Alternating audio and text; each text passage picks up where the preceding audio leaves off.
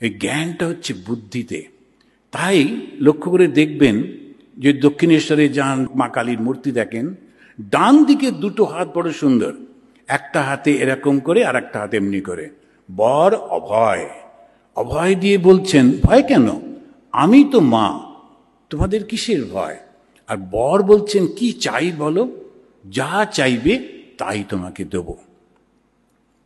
কিন্তু ওই মায়েরই বাঁ হাত দুটো অন্যরকম, একটা হাতে খড়গ ধরে আছেন আর একটা হাতে একটা কাটা মুন্ড, একদম অন্যরকম। এই ডান দিকে একরকম, বাঁ দিকে একরকম।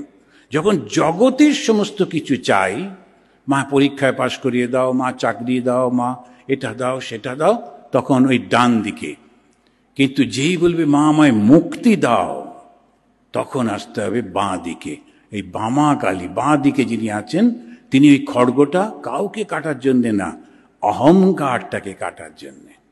যে মুন্ডটা ধরে আছেন, ওর নিচে একটা শেয়াল বসে আছে, ওই শেয়ালটা পশুটি চাইছে ওইটি, তখন যেন মা বলছেন এটা তোমার জন্যে না, এ জ্ঞান পশুর জন্যে না, শুধু মানুষের। ভেবে দেখুন কি সুন্দর।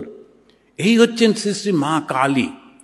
আর ওই জ্ঞানের সঙ্গে সঙ্গে তার কোমর থেকে ঝুলছে মানুষের হাত, কেননা জ্ঞানের সঙ্গে কর্ম সংযুক্ত হলেই সৃষ্টি। শুধু জ্ঞান সৃষ্টি করতে পারে না, শুধু কর্ম জ্ঞানহীন কোনো কিছু হয় না।